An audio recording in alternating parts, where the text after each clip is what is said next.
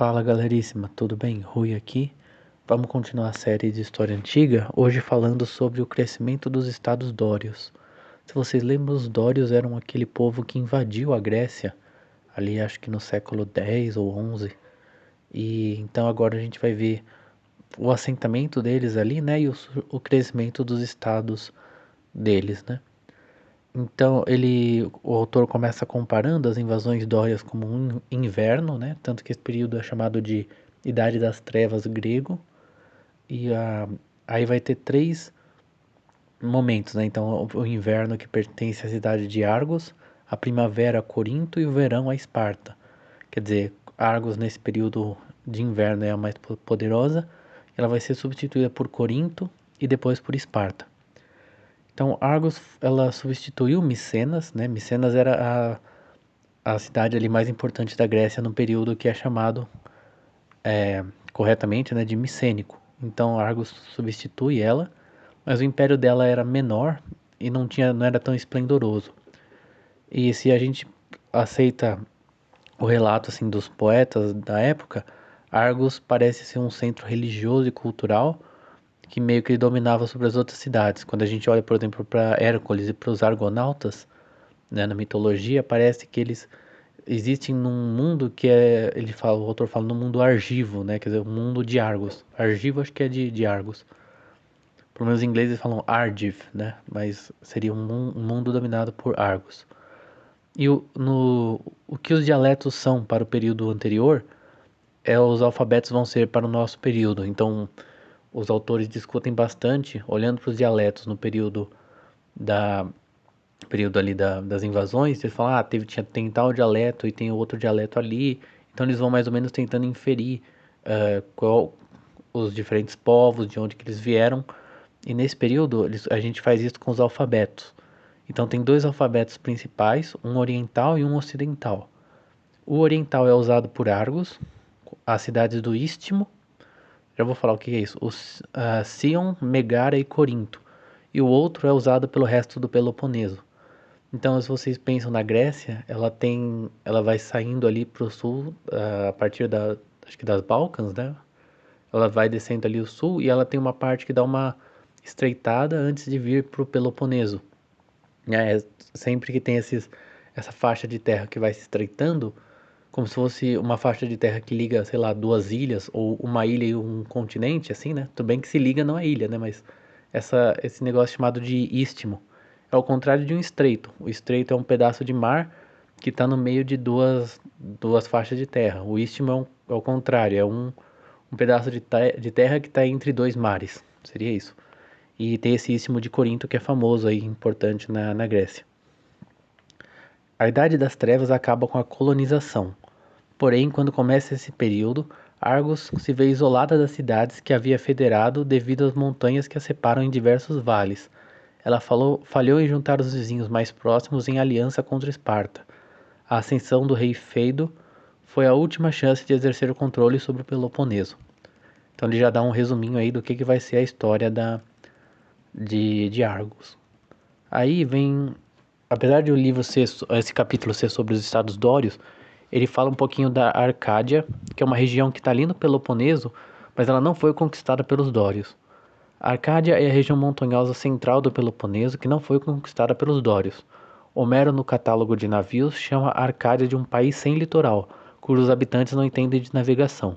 Porém, há indício de presença dos acadianos no Chipre. Eu acho que a gente falou isso em algum dos capítulos anteriores, o que deve ter ocorrido antes ou durante as invasões.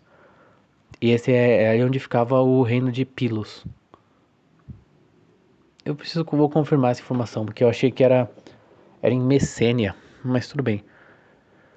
Os acadianos são vistos pelos gregos, parece que de tempos posteriores, como sendo mais igualitários, uma raça antiga, a mais antiga da Grécia, e para alguns como sinônimo de selvageria. Então eles são tidos como sendo um um povo assim mais primitivo, mais menos desenvolvido, etc. Pelo que eu li aqui, a Arcádia e a Messênia são bem próximas ali no Peloponeso, mas tudo bem. Então agora, após as migrações, floresce uma nova civilização no século VIII. Em quase todos os vales da Grécia, a nobreza hereditária estava se unindo em torno de um rei heróico, entre aspas, né? Estava se unindo e estava gradualmente desenvolvendo os elementos da cidade grega. O culto a deuses comum em altares visíveis, o consentimento a uma lei comum administrada em um lugar fixo e a luta contra o perigo à segurança da cidade através de falanges de hoplitas. O culto, conhecimento da lei, a defesa da cidade era feita apenas por uma minoria, os aristói. Os outros, o laos, apenas obedeciam, mas tinham uma grande prosperidade graças aos aristói. Então você tem ali uma aristocracia, né, e o povo. Ao mesmo tempo que se desenvolvem as falanges, o crescimento populacional estava passando do ponto que podia ser suportado pelos seus domínios. Ou seja, havia os meios, né, de se expandir, porque tinha um monte de gente, tinha os hoplitas, e tinha necessidade, porque não tinha terra para todo mundo. Nessa época é restabelecido o contato tanto com o Oriente, chamada Renascença Helênica, e as cidades tanto do Oriente como do Ocidente, que faltou escrever isso. E as cidades do Istmo de Corinto se beneficiaram mais dessa relação. Aí eu escrevi aqui, o texto não deixa claro, mas provavelmente porque tem acesso ao Egeu e ao Adriático. Quer dizer, o Istmo é o lugar onde onde os dois mares estão mais próximos um do outro, né? Então você tem, provavelmente por isso que essas cidades do Istmo se desenvolvia, porque era mais fácil você ir de barco até para uma parte, né, depois para outra, ao invés de dar a volta na Grécia inteira ou ter que transportar por muito tempo a pé. A conquista espartana de Messênia dá origem à fundação de duas cidades italianas, que são as duas cidades italianas são Rhegium e Tarento. Esparta foi a única cidade a conquistar e escravizar um estado grego próximo. Logo, os helotas, que eram os servos, dobraram em número, o que tornou todo cidadão espartano em um grande senhor de terras e de servos. Então a galera era o cidadão médio. Em Esparta era um cara bem mais rico do que na outra cidade e tinha muito servo. Acho que tinha tipo 10 servos para cada cidadão. Esse aspecto agrário ligado à terra vai contrastar com o resto dos gregos, que irá substituir a terra pelo comércio, criando um espírito de aventura, enquanto Esparta se manterá mais conservadora. Então Esparta ela é mais guerreira, né, mas ela é mais agrária e mais fechada em si mesma. Então agora vamos falar um pouquinho do rei Feidon. Feidon foi quem restaurou a herança de Temenos. Ele é rei de Argos, né? E Argos é como se fosse a cidade central dos Dórios. E tinha esse rei chamado Temenos, foi quando Argos estava no seu ápice. Então, e ela perde esses territórios. Então eles ficam tentando restaurar essa herança de Temenos, né? Que seria assim, a gente tem direito a isso porque ela pertencia ao rei Temenos, que era o nosso rei. Então a gente está tentando restaurar esse legado, essa herança dele. Então Feidon desfez temporariamente as ambições de Esparta e entrou em guerra com Atenas, que abriu seus olhos para o mar, as riquezas do comércio e as minas de prata do Egeu. Feidon sai para o mar após conquistar Megara e a Egina. Esse período é o mesmo em que Giges é rei da Lídia, que introduziu aos gregos a moeda. Feidon introduz a moeda em Argos, mas isso mudou a natureza da riqueza, que separada do direito divino ficou mais forte do que nunca e acabou com as antigas aristocracias. Então ali o dinheiro acabando com o poder dos aristocratas. Não se conhece o fim de Feidon, sabe-se que o filho dele era fraco e que a herança de Temenos se perdeu. Aristóteles diz que Feidon começou como rei e terminou como tirano, mas o autor discorda. Então aí alguns detalhes aí que acho que não interessam tanto. Então vamos agora para os tiranos. Logo após 660 a.C., as grandes dinastias de tiranos estão se estabelecendo em Corinto e Sion. E eles eram os homens mais poderosos da Grécia de sua época, e suas cortes eram um grande centro de cultura. O que é interessante, o, na, em Milão, os Visconti, né, apesar do Visconti também ser um tirano, também era um centro de cultura importante, a corte dele. Os reinos deles foram uma passagem das antigas monarquias para as novas democracias e oligarquias. É nessa época que surge o demos. As cidades que estavam na rota de comércio da Ásia para a Itália foram as mais afetadas pelos novos valores e novas esperanças.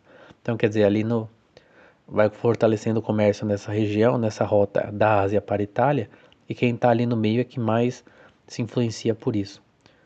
Isso deu força ao questionamento das elites dórias pela população.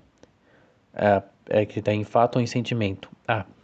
O que deu força ao questionamento das elites dórias pela população em fato ou em sentimento pré-dória. Quer dizer, tinha uma população que em fato ou em sentimento era pré-dória, né? Era a galera que não era dório, vinha antes dos dórios, mas a gente não tem certeza, né? Mas tipo, se não era de verdade, ela se sentia como não sendo dória. E essa nova prosperidade do comércio colocou a população contra as elites. E foi a presença de certos não dórios entre os ricos que foram agrupados em uma quarta tribo. Tipo, quando os dórios tinham três tribos. E algumas pessoas dos conquistados, né, dos pré-dórios, foram colocados numa quarta tribo. Essa quarta tribo, nesse momento em que a população começou a se revoltar, ela conseguiu, junto com os pré-dórios, se colocar contra os dórios, né? Então essa parcela ali da elite não dória que ajudou o resto da população a se voltar contra os dórios. Em Esparta não havia uma força não dória entre os cidadãos espartanos, né? Entre os cidadãos espartanos, o que dificultou a revolta da Messênia. Por isso Esparta ficou conservadora e fechada e não teve tiranos enquanto as outras cidades se destruíam. Então, como só tinha dórios, né, não tinha quem ajudasse o povo a fazer essa revolta. Então Esparta se saiu meio incólume. Vamos lá, agora estamos em Esparta. Esparta se livrou da democracia aceitando uma versão inoculada dela, junto com uma disciplina rígida. Esparta já dava sinais de seu desenvolvimento civilizacional com a sua primazia na caça e nas mulheres. Também na música e nas artes foi, durante algum tempo, o centro da Grécia. Durante a crise aguda da revolta messênica, se a arte precisa ir embora, que assim seja. Então eles largaram um pouco esses aspectos mais culturais, assim, para virar uma cidade mais militar que a gente conhece. Começa a época da eunomia, cerca de 600 a.C. Eunomia em latim é disciplina, né? E também é tida como uma deusa. Mas eunomia é disciplina mesmo. Essa eunomia é uma reforma atribuída a Licurgo, de quem nós sabemos pouco. Então o pessoal fica discutindo se Licurgo existiu mesmo, tal, aquela coisa. Mas teoricamente foi por parte dele. O aspecto central dessa reforma é a substituição das três tribos dórias e a substituição por cinco novas tribos baseada em localização e não em descendência. E o autor fala que é uma antecipação interessante da reforma de Clístenes em Atenas um século depois, porque as tribos eram hereditárias, né, de sangue, e ele muda isso para se basear em localização. Então isso acho que deixou o exército mais eficiente. No caráter militar, a reforma deixou o exército mais organizado. Aí ele fala, talvez maior, porque a gente não sabe se mais pessoas entraram para essas tribos, se mais pessoas se tornaram cidadãos, a princípio. A gente vai ver que em um certo momento começa a vir mais gente para a cidadania espartana. No caráter social, houve um aumento na quantidade de cidadãos, aí sim, pois com a conquista da Messênia, o território foi dividido não apenas entre os cidadãos de Esparta, mas com alguns não cidadãos que apoiaram Esparta. Então, beleza, dividiu entre os cidadãos e algumas pessoas que ajudaram Esparta também passaram a ser cidadãos. Apesar da existência de uma elite entre os cidadãos, em geral as distinções entre ricos e pobres eram obscurecidas. Bastava ter terra para não precisar de emprego e você poderia ser um cidadão. Era proibida a circulação de moedas e mesmo de metais. Então você vê que não tinha dinheiro, né? E quase não tinha nem, acho que, comércio entre as pessoas, assim, em Esparta. Então não tinha como você ir acumulando riqueza, apesar de que havia uma distinção entre algumas pessoas um pouco mais ricas e mais pobres entre os cidadãos. E alguns que já eram mais antigos, a gente vai ver aí. O terceiro caráter da reforma foi o político. Cria-se dois corpos, a gerousia e a ápela. Se eu não me engano, essa gerousia ou gerousia, né, eu não sei como é que fala, tem a mesma origem da palavra geriátrico, né, que tem a ver com idosos, né? Assim como em Roma, e até hoje, né, o Senado tem a ver com a palavra senil ou sênior, né, que são para os mais velhos, né? Essa questão de que os mais velhos são mais sábios, né? E tem que ter um corpo ali para eles para exercer ali a tomada de decisão. A primeira, quer dizer, a gerousia era formada por 2 reis e 28 gerontes, que eram das famílias originais de antes da reforma. Então a galera que já era cidadão anteriormente continua ali tendo esse privilégio. Já a Ápela continha todos os cidadãos. Parece que apenas a gerousia poderia iniciar discussões, mas só a Ápela podia bater o martelo. Então é um negócio meio estranho assim, né? Mas isso provavelmente veio de um equilíbrio ali, né? De um conflito em que a coisa ficou assim, né? Porque você vê que nenhum dos dois acaba sendo mais poderoso num certo sentido, né? Porque só um pode afirmar de verdade, mas só o outro que pode colocar a questão em discussão, né? Na Ápila estavam 5 éforos, líderes eleitos anualmente que parecem já existirem antes da reforma, mas que obtiveram poder igual ao dos reis por volta de 556 a.C. Assim, Esparta se tornou uma democracia. Olha só que interessante, se tornou uma democracia no sentido de que todos os magistrados chefes eram eleitos do povo do corpo e pelo corpo de todos os cidadãos, e socialista no sentido de que todos os interesses dos indivíduos estavam submetidos ao interesse desse mesmo corpo. Porém, esses termos são absurdos, porque apenas um em cada 10 pessoas era cidadão. O uso do termo socialista é bem estranho, né? Mas, tipo, era democracia, só que só uma em cada 10 pessoas era cidadão. Então era um negócio bem. Mas era, num certo sentido, era uma democracia. As formas políticas da reforma, né, dessa reforma, vêm de Creta, que era tida como um lugar que dava a lei. Em ambos os lugares, os dórios eram uma minoria em meio aos conquistados, o que os aproximou culturalmente. Só uma curiosidade aí, né? Então, essa reforma militar acabou com a sofisticação da civilização da cidade, que deixou de ser um centro de cultura para se transformar num quartel. Não há mais poetas após Tirteu, que viveu a guerra messênica em sua juventude e a eunomia na velhice.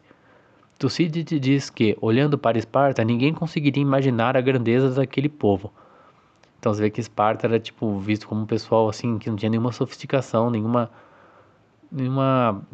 nenhuma grandeza cultural assim. Esse Tirteu era um poeta que escrevia umas canções, uns poemas militares. Alguns são bem legais. Tem um que o Sibelius fez um cara da Suécia fez uma versão em sueco, eu acho, e o Sibelius fez a música, então ficou uma canção bem da hora. Mas você vê que ele vive a guerra da revolta messênica, né, quando Esparta conquistou Mecenas, e a eunomia vem da velhice dele, né? Então você vê que a eunomia vem depois da conquista de Mecena, e então porque eles estão tendo que administrar essa nova, eles têm muitos servos, muita terra, eles estão em minoria e eles precisam administrar tudo isso, então precisa dessa disciplina, dessa eunomia para conseguir manter a ordem. Agora, o início da Liga Espartana. Isso aqui também é bem interessante. Esparta tem, após as reformas de Licurgo, o melhor exército na Grécia, mas falha ao atacar a planície Tegea na Arcádia. Por isso que eu estava me confundindo. Então tá certo. Primeiro, Esparta conquista Mecenas. Ela se torna esse estado inchado, por assim dizer, né? Que tem um monte de gente, um exército forte, muita riqueza, apesar de não ter comércio. E depois ela vai atacar a Arcádia. Mas eles fracassam a conquistar a Arcádia. Ao invés disso, os arcadianos são adicionados como aliados, o que começa a ser chamado de a Liga Espartana logo após 560 a.C. Então, como eles fazem essa aliança, são trazidas para Esparta uma relíquia, que é os ossos de Orestes, que é o filho de Agamenon, e Orestes representa o povo pré-dório, e Esparta é uma cidade inteiramente dória.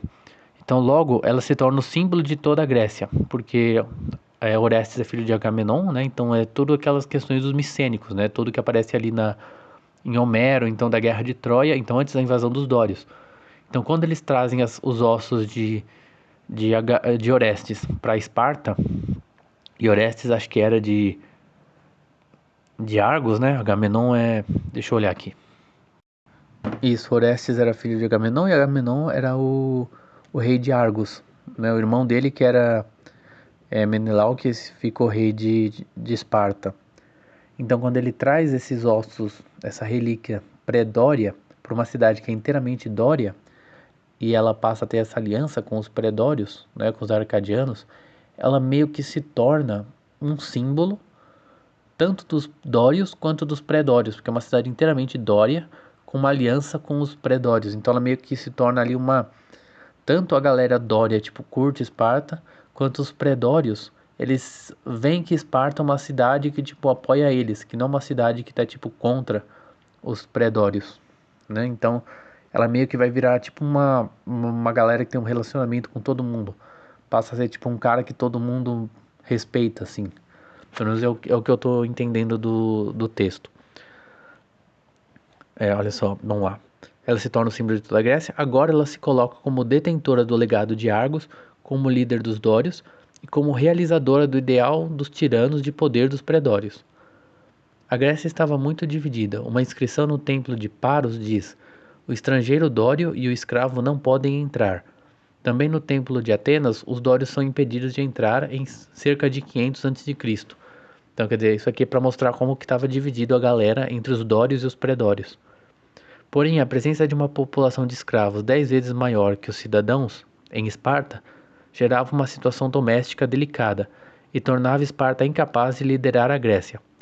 Aí o autor escreve assim: ou o sistema Elota, né, que é essa situação que tinha Esparta, ou o sistema Elota, ou o império deveria cair. Em Leuctra, ambos foram perdidos. Leuctra, pelo que eu olhei aqui, foi uma batalha em 371 a.C. entre Tebas e Esparta. E a batalha marcou o início da hegemonia tebana e o definitivo declínio de Esparta. Então, quer dizer, você imagina uma cidade que já tem 10 servos para cada cidadão, então tem uma desvantagem, então corre sempre um risco de ter uma revolta, né? Uma situação delicada em que eles têm que ter um exército muito disciplinado, exige muito, né, da disciplina, da economia. E se eu não me engano, pelo que eu lembro das aulas de história do colégio mesmo, falava que eles tinham um teste, às vezes era pro cara se formar cidadão, né? Era ele, tipo, matar um elota, porque também eles tinham tantos que era bom você ir matando alguns às vezes pra, pra você, pra fazer esse controle populacional, né? Mas então você tem esse estado, tipo, delicado já, tentando avançar sobre outras cidades, então e aí eles é, vão perder em Leuctra e vai acabar Esparta. Mas isso acho que a gente vai ver ainda na frente. A gente está mais ou menos no ano 560 antes de Cristo e essa batalha é em 371. Então ainda tem um tempinho para a gente ver o que acontece com Esparta, beleza? Isso aí, galera. Valeu. Espero que tenham gostado. Até a próxima.